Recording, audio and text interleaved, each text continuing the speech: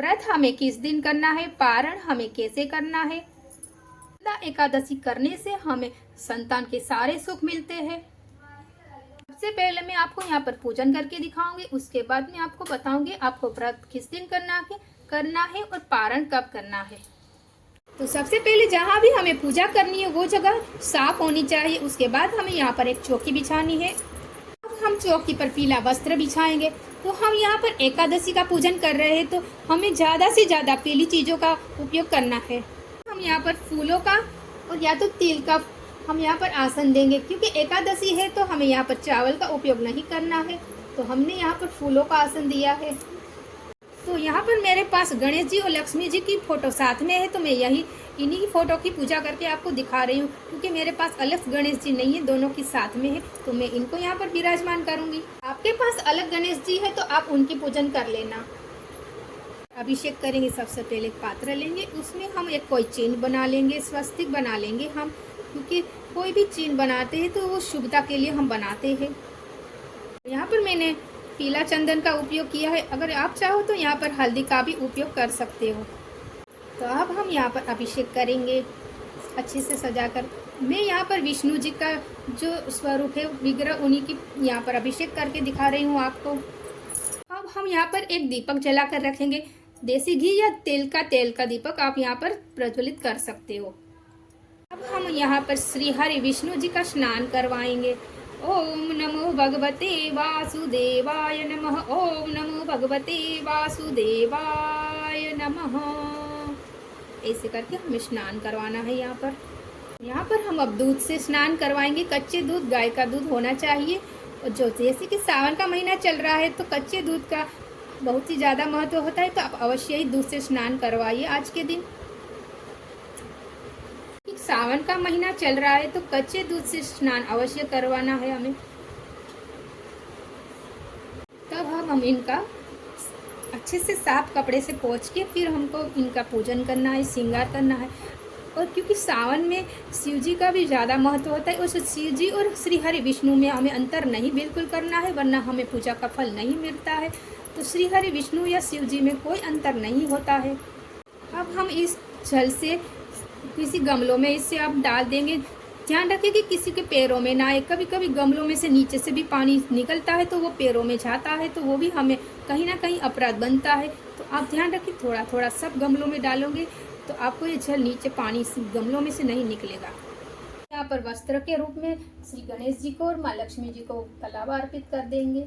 उसके बाद हम यहाँ पर विष्णु जी को जनेऊ अर्पित कर देंगे, क्योंकि अगर आपके पास जनेऊ नहीं है तो आप यहाँ पर कलावा भी अर्पित कर सकते हो, और कोई भी वस्त्र हो तो आप वो भी यहाँ पर अर्पित कर सकते हो। मेरे पास विष्णु जी का अलग वस्त्र है तो उनको यहाँ पर मैं वस्त्र अर्पण पहना दे रही हूँ श्री हरि विष्णु जी को। अब हम यहाँ पर सबको टीका लगाएंगे। श्री गणेश जी को टीका लगाएंगे, सबसे पहले चंदन से लगाएंगे। उसके बाद सबको टीका लगाने के बाद विष्णु जी को भी टीका लगाएंगे। यहाँ पर हमें विष्णु जी को हल्दी से भी टीका लगाना है। सब जो भी सारे यहाँ पर विराजमान है सबको टीका यहाँ पर हमें कर देना है हल्दी या चंदन से। लक्ष्मी जी को भी रोली से या लाल सिंदूर से टीका लगाएंगे। और उसके बाद जो भी हमारी उंगली में बचता है वो हमारे माथे में हमें टीका लगा लेना है, क्योंकि हमें भी पूजा के टाइम टीका लगा कर ही पूजा करना चाहिए। हम यहाँ पर अत्तर लगाएंगे। हम यहाँ पर वस्त्र में लगा देंगे श्री हरि विष्णु जी के, और जनेऊ में भी लगा देंगे।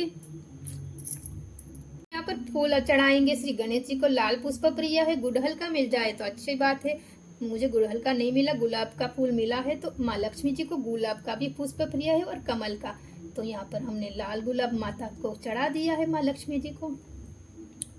जी को भी पीले फूल अर्पित करने हैं, क्योंकि विष्णु जी का प्रिय कलर है, पीला कलर होता है, वो विष्णु जी का प्रिय कलर होता है। तो यहाँ पर कोई सा भी फूल आपके पास हो मिल जाए तो आप चढ़ा सकते हो। अगर नहीं फूल मिला तो आप बिना फूल के भी पूजन यहाँ पर कर सकते हो। तो सबसे पहले हम यहाँ पर गणेश जी को भोग लगाएंगे, क्योंकि गणेश जी को पहले भोग लगाया जाता है, क्योंकि हमें श्री लक्ष्मी जी को और विष्णु जी को बाद में लगाते हैं, क्योंकि विष्णु जी को हमें लगाना होता है, उसमें तुलसी दल डालते हैं। और श्री गणेश जी को तुलसी दल नहीं डलती है, भोग में लगाई नहीं जाती है। तो हमें पहले सबसे पहले गणेश जी को भोग लगा के उसके बाद श्री हरि विष्णु जी को भोग लगा। यहाँ यहाँ पर हम दूध का और फल का भोग लगाएंगे। आज एकादशी का है पूजन, तो हम यहाँ पर अनाज का भोग नहीं लगाएंगे, क्योंकि एकादशी में दूध का और ये सब फल का ही भोग लगाया जाता है। माँ लक्ष्मी जी को मखाने की खीर, ड्राई फ्रूट खीर या ड्राई फ्रूट का भी भोग लगा सकते हैं, मिश्री का भी भोग लगा सकते हैं। श्री हरि विष्णु जी को तुलसी अर्पित जरूर करें, क्योंकि तुलसी जी के बगैर हमारे विष्णु जी की हरि की पूजा अधूरी मानी जाएगी। और भोग में भी अवश्य हमें तुलसी दल डाल के ही भोग लगाना चाहिए। इसीलिए हमने सबसे पहले गणेश जी को भोग लगाया, क्योंकि हमारे हाथ में तुलसी जी लग जाएगी तो हम गणेश जी को भोग लगाएंगे, और तुलसी जी गणेश जी को नहीं चढ़ती है, इसलिए सबसे पहले हमें गणेश जी को तुलसी के छूने से पहले ही गणेश जी को भोग लगा देना है। यहाँ पर कथा पढ़नी है, हमें हाथ में थोड़े से तिल लेकर हमें यहाँ पर कथा पढ़नी है, और कथा पढ़ने के बाद हमें यहाँ पर ये तिल यहाँ पर अर्पित कर देने हैं। यहाँ पर आरती करेंगे। यहाँ पर मैं कपूर से आरती कर रही हूँ। हमें 3 बार या 5 बार आरती घुमा लेनी है। हमें यहाँ ओम नमो भगवते वासुदेवाय की नहीं, हमने यहाँ पर अखंड ज्योत जलाई है, क्योंकि एकादशी के दिन अखंड ज्योत भी जलाई जाती है। अगर अखंड ज्योत जलाई है तो आपको अखंड ज्योत से दीपक से आरती नहीं करनी है, आपसे अलग से आरती करनी है, या तो आप कपूर से आरती कर सकते हो। संपूर्ण होने के बाद हमें थोड़े से हाथ में तिल लेकर हमें यहाँ पर हाथ जोड़ के अपनी पूजा में हुई गलतियों की क्षमा याचना करनी है, और माँ लक्ष्मी और विष्णु जी के साथ हमें प्रार्थना करनी है कि हमारी पूजा संपूर्ण हुई, और हमारी पूजा में जो भी गलतियाँ हुई हमें क्षमा करे, और हमारी पूजा स्वीकार करे, और हमारे घर में सुख शांति और संपदा दे। संपूर्ण होने के बाद हमें हाथ में थोड़ा सा जल लेकर यहाँ पर 3 बार वार लेना है, और बस यहाँ पे छोड़ देना है। एकादशी हमारे संतान प्राप्ति के लिए और संतान सुख के लिए किया जाता है। इस तरह से हमें पुत्रदा एकादशी का पूजन यहाँ पर कर लेना है। जो ये भोग प्रसादी है हमें तुरंत उठा लेनी है। भोग पूजा करने के बाद भोग प्रसादी ज़्यादा देर तक नहीं रखी जाती है, तो आपको ये परिवारजनों में आप बांट सकते हो, और ये जो दूध का भोग लगाए वो आप अपने बच्चे को दे सकते हो।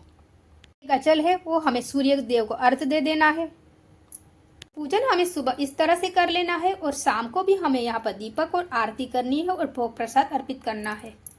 हमें द्वादशी के दिन ही उठानी है, हटानी है, क्योंकि हमें सुबह द्वादशी के दिन भी पूजन करना है। भोग प्रसाद अर्पित करके आरती करने के बाद ही हमें यहाँ पर अपने व्रत का पारण करना है। उसके बाद ही हमें चौकी यहाँ पर हटानी है।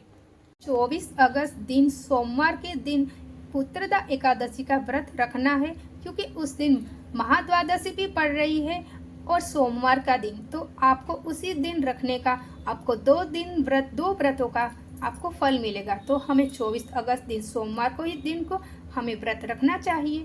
पारण का समय रहेगा, जिसको रहेगा समय भोर में हमें 5-15 मिनट से लेकर 6:20 तक पारण का समय रहेगा, तो उसी टाइम आपको पारण कर लेना है।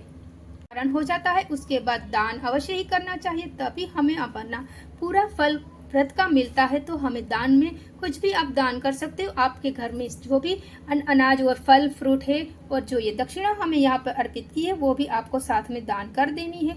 और आपको जो भी दान करना है वो कर सकते हो, जो आपके सामर्थ्य के हिसाब से। पर जो अगर आपको ये सब दान नहीं करना है मंदिरों वगैरह में, तो आप गौशाला में जाकर गाय को चारा भी खिला सकते हो, वो भी एक दान में ही आता है। तो आपको इस तरह से सारी पूजा करने के बाद आपको दक्षिणा अवश्य निकालनी है, और दान पुण्य अवश्य करना है। अगर वीडियो पसंद आया हो तो लाइक, सब्सक्राइब और शेयर जरूर करिएगा। राधे राधे।